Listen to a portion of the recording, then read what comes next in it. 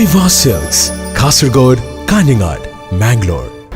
പശ്ചിമ ബംഗാൾ മുഖ്യമന്ത്രി മമതാ ബാനർജിയുടെ വാഹനം കടന്നുപോകുമ്പോൾ റോഡരികിൽ നിന്നും ജയ് ശ്രീറാം മുദ്രാവാക്യം വിളിച്ച ബിജെപി പ്രവർത്തകരുടെ മുന്നിലെത്തി മറുപടി നൽകി മമതാ ബാനർജി. വെസ്റ്റ് മിഡ്നാപൂർ ജില്ലയിലാണ് സംഭവം. ഗട്ടാൽ മണ്ഡലത്തിലെ തിരഞ്ഞെടുപ്പ് പ്രചരണ പരിപാടി കഴിഞ്ഞതിനു ശേഷം ഔദ്യോഗിക വാഹനത്തിൽ മടങ്ങുകയായിരുന്നു മമതാ ബാനർജി. വാഹനം ബെല്ലാവ്പൂരിലെത്തിയപ്പോൾ റോഡരികിൽ ബിജെപിയുടെ ചില പ്രവർത്തകർ നിലയുറപ്പിക്കുകയും മമതയ്ക്കെതിരെ ജയ് ശ്രീറാം മുദ്രാവാക്യം ഉയർത്തുകയുമായിരുന്നു. വാഹനത്തിലിരുന്ന് മുദ്രാവാക്യം കേട്ട് മമത ഇതോടെ വാഹനം നിർത്താൻ ആവശ്യപ്പെടുകയായിരുന്നു.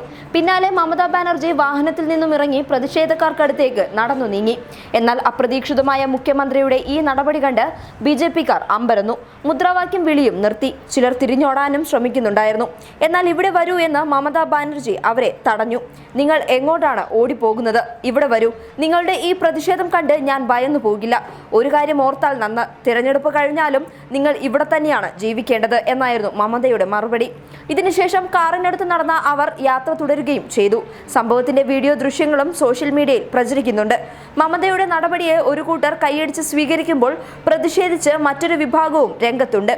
ജയ് ശ്രീറാം വിളി കേൾക്കുമ്പോൾ മമത എന്തിനാണ് അസ്വസ്ഥയാകുന്നത് എന്ന് ചോദിച്ചാണ് ബിജെപി വീഡിയോ ഷെയർ ചെയ്യുന്നത്.